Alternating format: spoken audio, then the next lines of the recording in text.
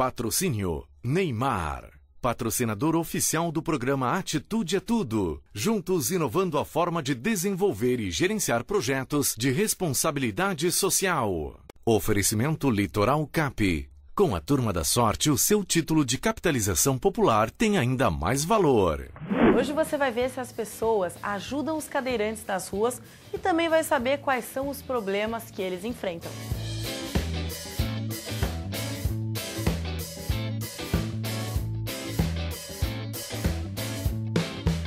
Vai conhecer o Marcelo Cirino, que implantou a dança de rua aqui no Brasil. Prepare-se porque hoje tem uma história muito louca. É a história do Projeto Tantã.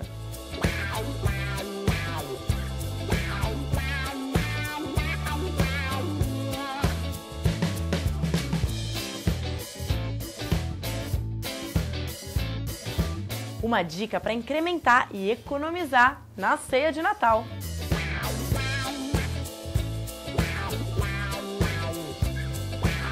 No Currículo na TV, nós vamos divulgar o trabalho de um paisagista.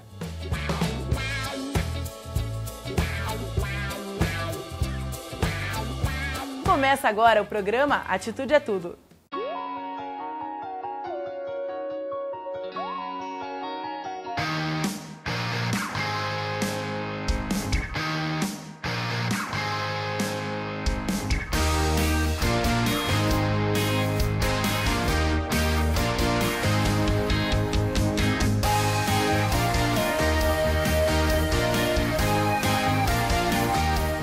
Olá, hoje o programa está cheio de novidade e muito especial. Como você pode ver, estamos de cenário novo, o programa tá de cara nova e eu tenho o prazer de apresentar o patrocinador oficial. Ele que bate um bolão, está apoiando todas as iniciativas desse programa e do projeto Sou do Bem. Neymar, seja bem-vindo. Aí galera, eu e o programa Atitude é Tudo apresentamos o selo Sou do Bem. Uma iniciativa que alinha interesses de empresas, de instituições não governamentais e da sociedade em torno de um projeto onde todos ganham. As empresas porque aumentam a participação nas vendas de seus produtos e serviços junto ao mercado consumidor. Ganham as instituições porque garantem recursos financeiros que fortalecem as suas ações sociais. E ganha a sociedade porque dá mais oportunidade de inclusão, trabalho e renda que normalmente não são oferecidas à população. Empresário, venha participar dessa iniciativa. Entre em contato conosco pelo telefone 13 7816 8235 ou pelo site www.atitudeetudo.com e seja mais uma empresa Sou do Bem. Neymar e Atitude é Tudo. Juntos, inovando a forma de desenvolver e gerenciar projetos de responsabilidade social. Eu fico muito feliz em fazer parte desse projeto que foi criado com todo carinho para ajudar muita gente. Bom, agora eu te faço uma pergunta. Você, ao andar na rua, tem alguma dificuldade de acesso? Por exemplo, atravessar de um lado para o outro, andar na calçada? Pois é, tem gente que tem essa dificuldade. E no teste de atitude de hoje, a gente foi ver duas coisas. Em primeiro lugar, se a população ajuda essas pessoas e também se os órgãos competentes estão fazendo a sua parte. Dá uma olhada. Júlio César foi nosso personagem para o teste de atitude com um cadeirante. A intenção era ver se as pessoas ajudam quando um deficiente físico tem alguma dificuldade. É só puxar minha mão aqui, por favor. Tem subida, né? Nossa, rapaz, aqui é fogo aqui no boqueiro. E não tem uma rampa, não tem nada. Obrigado, viu, senhor? Na maioria das vezes, todos ajudaram. Alguém puxar minha mão aqui. Consegue? É só puxar minha mão aqui, campeão. Só puxar minha mão aqui. Consegue? Obrigado, hein? Valeu, obrigado. Tem que dar a mão aqui. Chegou um fortão aí. Obrigado, filho. Obrigado, hein? Valeu. Obrigado. Isso é o que eu faço normalmente. A gente vê cegos por aí tudo, tem que ajudar cadeirante. A gente ajuda, né? Na medida do possível. Até perguntei para ele, eu sou idoso, mas eu vou te ajudar. Ajudei, deu direitinho. Bom, se ele não tem condição de andar sozinho, a gente ajuda, né? Porque se não dão condição para ele e as ruas hoje em dia não estão apropriadas, a gente tem que ajudar. Apenas em um momento ou outro tivemos a impressão que para algumas pessoas ele era invisível. Mesmo assim, percebemos uma deficiência maior não na população, e sim em outro aspecto. Alcione Araújo, conselheira nata do Conselho Municipal dos Direitos da Pessoa com Deficiência, vai explicar melhor. Desde 1981 que a gente está embrenhado no meio político da pessoa com deficiência, para garantir. No começo a gente metia os pés, as mãos, gritava, berrava, mas daí foi surgindo as leis, né? O poder público tem que dar exemplo, é ele que dá o exemplo para os particulares, para o povo. E garante a acessibilidade de qualquer tipo de pessoa com alguma dificuldade. Então a gente pede sempre para que eles sigam normas. E existe uma cartilha com todas as normas da Associação Brasileira de Normas Técnicas, que viabiliza o acesso a qualquer um. A rua ter sido muito asfaltada, ela virou um bolinho, né, no meio. Então, se você faz uma rampa em seguida com as normas sem viabilizar o acesso à pessoa deficiente só porque tem que fazer, você acaba incorrendo num erro como existe nessa rampa daqui. Ela forma um ângulo de mais de 40 graus de cada lado e o deficiente que está andando sozinho, que não tem ninguém para empurrar, fica preso naquela valeta. Uma adaptação, um acesso, ou mesmo faltando, né, esse acesso, que ela entre em contato com o Conselho, né, o Conselho Municipal dos Assuntos para a Pessoa com Deficiência, que é 32231667.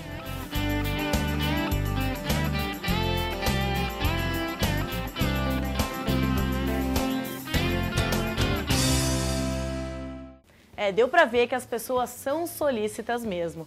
Mas o problema, como a Alcione falou, está nas mãos dos órgãos públicos. Enquanto isso, a gente continua aguardando. Sabia que Santos foi a primeira cidade a acabar com os manicômios? Hoje esse movimento antimanicomial já teve muitas conquistas, mas ainda falta a conscientização de todas as pessoas para que não exista mais nenhum hospício. Tem uma ONG aqui na nossa região que surgiu quando a Casa de Saúde Anchieta, que era um hospício, para você ter noção, era conhecida como Casa dos Horrores, porque as condições lá eram super precárias. Bom, quando esse lugar fechou, o arte-educador Renato de Renzo, que já fazia um trabalho artístico com esses pacientes, montou essa ONG, onde a ferramenta de trabalho era a arte. E hoje ela é conhecida por todo mundo e o nome é Projeto Tantã. Se você não conhece ou quer saber mais, presta atenção nessa matéria. Oferecimento Litoral Cap. Com a Turma da Sorte, o seu título de capitalização popular tem ainda mais valor. Bom, o Projeto Tantã, ele nasce após uma intervenção pública municipal em 1989, na Casa de Saúde Anchieta, que era um hospital psiquiátrico particular, mais conhecido na época pela comunidade como a Casa dos Horrores. Era um espaço que tinha uma série de denúncias por maus tratos, violência com os pacientes, eletrochoque punitivo, espancamento e até mortes. Então, naquela época, após essas inúmeras denúncias, a então prefeita Thelma de Souza e o secretário municipal de saúde, que era o Dr. Davi Capistrano Filho, decidem fazer uma intervenção pública nesse local que, vamos dizer, cabiam 200 pessoas internadas e tinham mais de 700. Em condições subhumanas. E então, numa reunião e numa avaliação de como é que estava aquele trabalho, o que se avaliou? Que aquelas pessoas, apesar de terem aquele básico, elas estavam muito machucadas, externa e internamente. E elas precisavam de novo ter desejo de vida, potência mesmo, de felicidade para viver. Então, o Renato de Renzo, ele é arte-educador, nasceu em Santos, e ele diz então para o Antunes Filho, né, que é diretor de teatro lá em São Paulo, olha, Antunes, agora eu vou trabalhar com louco de verdade. Porque dizem que quem é ator é louco, né? E Renato desceu e veio. E aí, o que eu acho assim que é muito legal é que o Renato já, quando chega, encontra o Ticanori, que era esse diretor da então intervenção. O diretor pergunta para ele, você tem um projeto? Renato falou, não, eu não tenho, porque eu vou trabalhar com pessoas. E quando eu trabalho com pessoas, eu construo o projeto junto com as pessoas. Não dá para eu trazer uma coisa pronta. Se tiver paixão, eu vou ficar. Se não tiver, não vai dar para ficar. Ele entra para conhecer o hospital e ele entra, ainda existia a ala feminina e a masculina, e quando ele chega, ele tinha o cabelo comprido e tinha barba. E as mulheres, então, as internas, começam a gritar e dizer que era Jesus Cristo que tinha chegado na Terra para salvá-las. E começa um grande debate ali. É Jesus Cristo, ele veio nos salvar. E o Renato disse que ele ficou meio tipo, e agora? Até que uma levanta a mão e diz, não é Jesus Cristo. Eu sei, porque eu transei com Jesus Cristo. E esse não é Jesus Cristo. E aí ele disse, ufa, né? Eu fui salvo por uma delas. Eu disse, então tá ótimo, exatamente. Eu não sou Jesus Cristo, eu sou o Renato. E eu queria que vocês me apresentassem. E aí, assim, ele conta que ele foi caminhando com elas pelo local, as paredes todas rabiscadas e escritas. E o cenário do Holiday é muito inspirado nisso, né? Nessa memória que o Renato tem. E elas contavam, olha aqui, eu riscava com a unha, ou riscava com um palitinho, ou com o que fosse, para não esquecer os dias. Aqui era quando eu tinha crise, eu ficava neste canto, por isso tem sujeira. Enfim, cada uma explicava do seu jeito. Até que eles chegam numa porta e elas dizem, aqui não pode passar. Por quê? Porque lá ficam os homens. Ué, mas se vocês estão me mostrando, então, por que não poderia? Ele entrou com elas e tinha um paciente, então, muito parecido com o Ravengar, da novela Que Rei Sou Eu. Enorme, gordo, careca, com as unhas grandes. E ele falou, o que você veio fazer aqui? Ele falou, vim fazer teatro. O que é isso? E tinha uma TV no pátio. Estava passando uma novela e o Renato disse, olha, é igual a novela, mas a gente faz aqui. Ah, é? Então eu posso ser o Papa? O Renato falou, pode. Aí veio um outro paciente e disse, eu quero ser o pirata. E o pirata assaltou o Vaticano, e o Vaticano tá sem dinheiro, roubou todo o ouro do Vaticano. Renato falou, ali começou uma cena de teatro.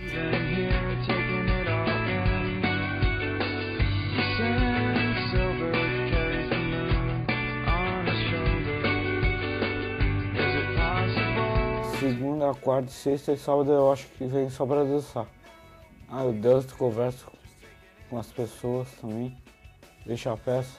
E aí virou um modelo em saúde mental, em inclusão, numa época, você vê aí há 22 anos praticamente atrás, em que a palavra inclusão fatalmente não era falada e isso já era praticado pelo Renato. Para ele não tinha quem era mais louco, menos louco. Eu estou aqui todos os dias, diariamente. Não tenho um pequeno horário reservado, mas praticamente a minha vida ela é voltada para o trabalho que eu faço aqui. Então é um comprometimento de vida mesmo, de propósito, de ideal, né? Porque o que eu espero das pessoas hoje talvez seja muito menos, né? E a gente às vezes espera tanto das pessoas e do mundo e a gente fica tão decepcionado, né? Tão triste. Na verdade eu me entendo hoje como parte de um ciclo, né? Eu não posso esperar das pessoas, eu tenho que fazer. A mudança foi muito boa, entendeu? Porque é uma coisa que ele faz porque ele ama fazer teatro, né? Trabalhamos assim numa oficina que a gente faz reforma de roupa para as apresentações deles do teatro. Então nós estamos tendo aula toda segunda-feira, depois que termina deles, começa das mães. Então nós dançamos, fazemos um monte de atividades, fazemos ginástica, tem uma porção de coisa maravilhosa que nós estamos amando. A gente precisa de apoio, muito, muito.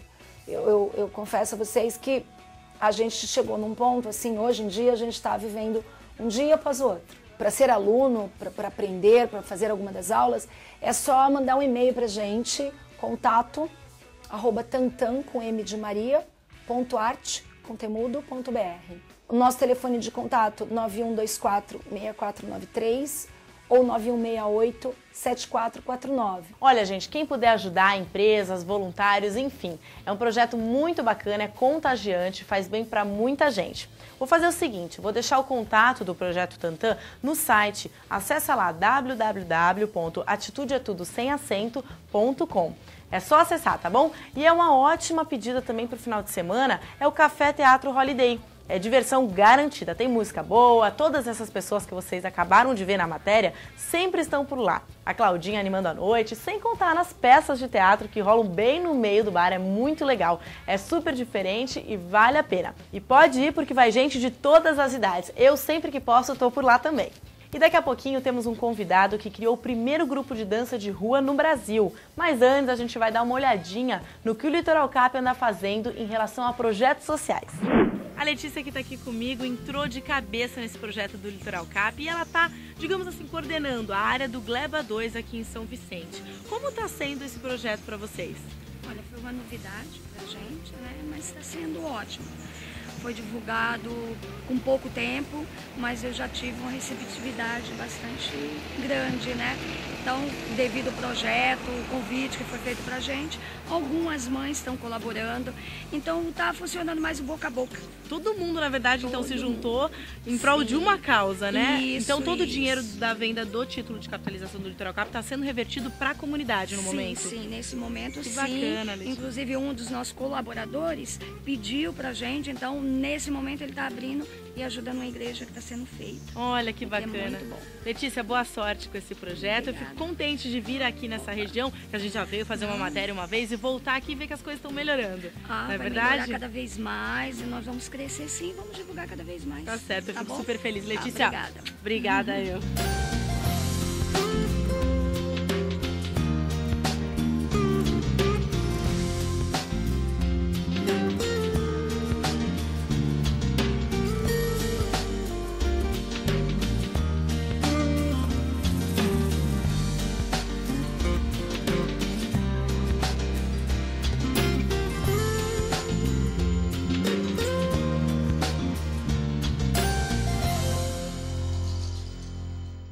Agora no quadro Superação a gente vai mostrar a história da dança de rua aqui no Brasil. Vamos mostrar quem implantou ela, fez parte dessa implantação, quem criou uma metodologia específica aqui para o nosso país, principalmente aqui na região de Santos, que agora tem vários outros lugares. Eu tenho o prazer de apresentar para vocês o Marcelo Cirino.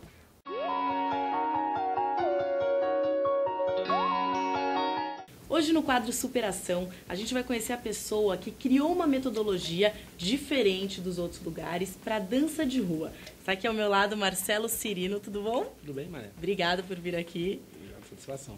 Me conta como foi esse começo de ter implantado, na verdade não foi só uma metodologia, você fez aí uma boa colaboração para a dança de rua chegar no Brasil, né? É, porque ela chegou no Brasil através de videoclipes, documentário, a internet na época não tinha muito acesso, era difícil, muito difícil, então só tinha nas comunidades. Aí a gente pegou o estilo que tinha nas modalidades e procurou ensinar isso dentro de uma repartição pública, para quem nunca ouviu falar de dança de rua, criar uma metodologia de ensino e com isso começar a divulgar a dança de rua de uma forma diferente. E na década de 70, que estava sendo implantada a dança de rua na cultura norte-americana, você usou como referência para depois criar esse jeitinho brasileiro e fazer essa sua metodologia? Sim, na década de 70 os músicos das comunidades, das periferias, metrópoles, iam trabalhar na noite e teve uma crise econômica e começaram a dançar na rua e ficou com esse nome de street dance. E aqui no Brasil a gente procurou colocar esse nome dança de rua para valorizar a nossa língua e foi crescendo em todos os lugares. E no início você encontrava só em lugares isolados. Agora no mundo inteiro virou uma mania nacional de dança de rua, falam também hip hop ou street dance, que tudo vai no movimento mesmo da dança. O nosso quadro chama Superação. Essa é uma superação de você ter implantado realmente a dança de rua. Na verdade, a metodologia foi o que você implantou, mas com certeza colaborou para essa dança, para esse estilo chegar aqui no Brasil. Inclusive, você sofreu preconceito em relação a... Porque antigamente dança de rua era vista como o quê? Dança de maloqueiro, né? E não tem absolutamente nada a ver, né? Por nascer nas comunidades, tinha essa característica pelas pessoas que praticavam. Aí foi chegando a população, foi aumentando, alcançando outras camadas, e aí foi aos poucos quebrando esse tabu, esse preconceito, e hoje é praticada por todas as classes sociais e não existe mais isso. E a questão do homem não poder dançar, você pegou essa época? No início, assim como a internet, as informações chegavam com dificuldade, a dança também, 80%, 90%, sempre mulheres, a demanda maior de mulheres. E quando os homens iam ingressar, sempre tinham aquele preconceito, os próprios homens criticavam, tiravam sarro, então dificultava muito a entrada. E você conseguiu implantar esse jeito único aí de dançar em outros lugares do país? Ela começou em Santos, nasceu em Santos, mas eu tive discípulos que foram morar em outros estados, Joinville, Ribeirão Preto. Então eles implantaram esse método que foi criado em Santos, eles levam para os outros lugares também. E você que conseguiu implantar a dança de rua como mais uma categoria, né, no Festival de Dança de Joinville, que é o festival mais importante aí do mundo, né? foi porque quando a gente foi competir lá, só existia a modalidade jazz, contemporâneo, clássico. E o jazz, por ser uma dança mais popular, mais próxima da dança de rua, nós fomos competir no jazz, colocamos alguns ingredientes do jazz, alguns detalhes. Aí conseguimos ganhar no jazz e gerou uma polêmica, porque a dança de rua muita gente não desconhecia e perguntavam, será que é um jazz revolucionário ou não é um jazz? Então foi criada uma polêmica em cima disso. E aí eu comecei a enfatizar que precisava criar uma modalidade de dança de rua, e foi por causa dessa competição no jazz do grupo que gerou essa discussão. E graças a Deus, 95 foi o primeiro ano que a modalidade de dança de rua foi criada no Festival de Dança de Joinville, e todos os outros festivais do Brasil aderiram também, isso. Que bacana. Você implantou aí muita coisa, né? Criou, implantou bastante coisa. E como foi criar essa coreografia Homens de Preto, que é uma referência mundial? Eu não esperava nem que o grupo fosse ser conhecido nacionalmente. Eu queria fazer um bom trabalho aqui em Santos e foi crescendo aos poucos. A dança de rua, como veio engatinhando, ela existe há pouco tempo, acho que uns 30 anos, mais ou menos, ela existe no mundo. E foi criando clássicos da dança também de rua. O Homens de Preto foi um clássico, que foi alusão ao filme Homens de Preto, e foi também a coreografia que consagrou o grupo. Cirino, como você se sente em ter criado essa coreografia? Me sinto realizado porque a dança de rua ela engatinhou e agora conseguiu chegar a esse ponto de formar um clássico, como existe para o balé clássico. A dança de rua não tinha. Homens de Preto é um clássico. Então me sinto realizado por isso. E essa coreografia ela vai ficar aí para sempre, para todo mundo poder fazer essa comparação e se espelhar e servir como exemplo. Sim. Tem um trabalho aí super bacana que ele está realizando, que vai estrear em dezembro. Vamos já fazer a divulgação, que eu quero todo mundo lá, que vale a pena, né? Fala aí desse trabalho, então. É Tropa de Elite, o Exército das Ruas. Tem a ver com o filme? Foi uma homenagem? Foi o quê? A gente quis fazer uma homenagem para o filme e também para o BOP, né? A Polícia Especializada do Rio. E esse trabalho, como a gente fez Homens de Preto, uma alusão a Homens de Preto, que também era um filme de ação, um filme de policial, e a gente também quer marcar os 20 anos fazendo Tropa de Elite, o Exército das Ruas. Cirino, data de estreia? 21 de dezembro, no Teatro Municipal de Santos, 2 sessões, às 19h30 e às 21 horas. Estou convidada? Com certeza. Então eu vou. Eu vou cobrar. Hein? E quem quiser participar do grupo de dança de rua? O grupo tem que fazer seletiva, mas quem quiser fazer inscrição para fazer aula, para aprender, depois do carnaval tem inscrição. Tem os dois, tem o grupo, que é o profissional. Que é o profissional. Aí tem a seletiva e tem quem quiser fazer aula, que todo mundo pode, é isso? Eu dou aula no Teatro Municipal para pessoas de 14 anos, é um horário, até 29 anos, e tem um outro horário de 30 anos a 59 anos. Olha, todo mundo pode, então. E como é que faz para fazer a inscrição? É só aguardar num diário oficial, o dia que sai a inscrição, geralmente no final de fevereiro. E tem site? Tem site. Então vamos passar. dancaderua.com.br. Dança de rua sem o cedilha, né? Sem então cedilha. fica dancaderua.com.br. Tá bom, então. Cirino, obrigada. Um prazer ter você aqui. Uma pessoa que trouxe uma coisa importantíssima para a cultura, né, do Brasil, a dança de rua. Você criou uma metodologia com todo o jeitinho brasileiro. Tá fazendo muito sucesso e com certeza vai continuar fazendo aí por muito tempo. Obrigada. Obrigado. Bom, final de ano tá aí, chega as festas, aquela correria, e nós preparamos uma dica culinária excelente para essa época. Olha, você vai gostar, porque é economia com sofisticação. Olá, eu sou o chefe Fábio Leal e hoje nós vamos apresentar um prato de frango recheado com presunto e queijo. Para este prato nós vamos precisar o suco de 3 limões, sal, 3 dentes de alho, 150 gramas de presunto, 150 gramas de mussarela, algumas torradas e um frango grande. Para esse prato nós vamos precisar desossar o frango. Com uma faca pequena, nós vamos por cima do frango, não no peito, porque nós precisamos de uma base maior. Essa base maior é para que nós possamos rechear. Então vamos começar pela costela do frango, fazendo um corte profundo, mais ou menos para chegar até os ossinhos do frango. E vamos começar aos poucos, ir escavando aquela carne perto dos ossos. Para começar a preparação, nós vamos pegar o frango, rechear ele com uma camada de presunto, uma camada de queijo, uma camada de presunto, uma camada de queijo, com ele totalmente espalmado. Vamos fechar, vamos colocar os palitos cruzando a parte onde está aberta, onde nós vamos precisar uma emenda, como se fosse uma costura. E aí com o barbante, que nós precisamos do barbante e dos palitos para poder finalizar, que senão o frango vai totalmente desmanchar no forno. Nós vamos trançando como se fosse um cadarço de tênis. E aí, no forno, mais ou menos 180 a 200 graus. Isso daí, no fogão de casa, é mais ou menos uma baixa até uma média temperatura. Se você colocou no forno, pode esperar mais ou menos uns 40 minutos a 1 hora.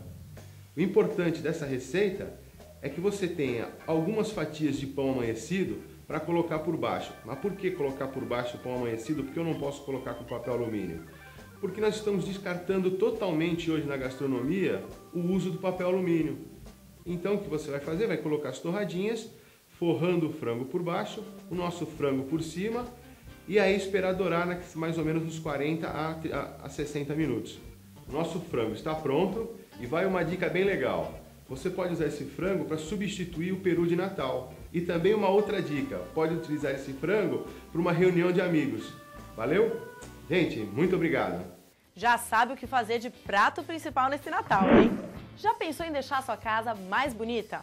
Olha, não precisa fazer reforma, ter dor de cabeça, esquece tudo isso. O paisagista Rony Araújo vai mostrar como.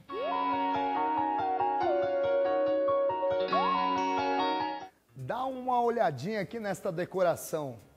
Vamos conhecer agora o profissional responsável por esse trabalho, Rony Araújo. Tudo bem, Rony? Bom, querido, da paz. Nos conta um pouquinho, Rony, como é que foi a sua trajetória a chegar a ser um paisagista? Na verdade, começou com artes. Desde criança, a minha aptidão para artes já era forte. Então, já entrei na pintura, depois escultura, depois eu me identifiquei com a decoração. E dentro dos projetos, o que acontecia? Principalmente nas casas das pessoas. Havia dúvida de onde colocar a planta no lugar certo. Aí eu fui estudar paisagismo.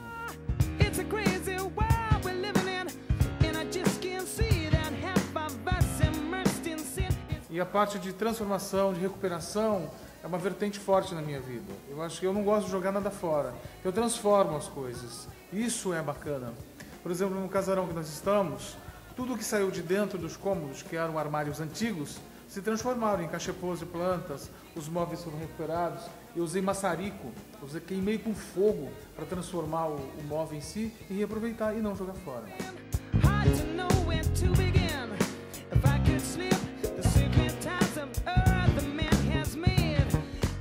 A junção do paisagismo com a decoração, explica para mim.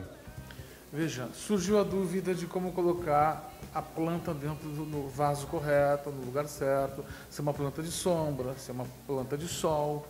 Como dentro dos estudos há uma série de lógica a seguir, o que acontece? Eu acho que é cabível você colocar a planta no lugar certo, o reaproveitamento, inclusive, da vegetação. Nesse casarão que nós estamos, eu não comprei quase nada. Foi um reaproveitamento de toda a vegetação que tinha. Então, foram locadas apenas. Nós conversamos aqui com Rony Araújo, nosso amigo paisagista e decorador. E eu gostaria que você deixasse o contato aí, porque de repente as empresas querem entrar em contato para contratar seu serviço. Por favor. É 13-7810-7205. É isso aí, entre em contato com o Rony. Um abraço, até o próximo Currículo na TV.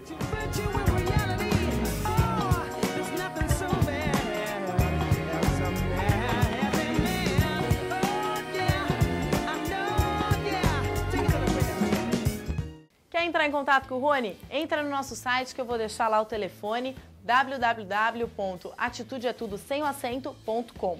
Inclusive, o nosso site também está de cara nova. Lá você consegue ver todos os programas, pode entrar em contato conosco, mandar sugestão de matérias, vale a pena acessar. Ah, e não se esqueça das redes sociais, hein? Tem o Twitter, tem o Facebook, pode entrar em contato que eu sempre estou ligada, tá bom? O programa de hoje fica por aqui, eu espero você sábado que vem, às 10h30 da manhã, aqui na Band. Um beijão e até lá!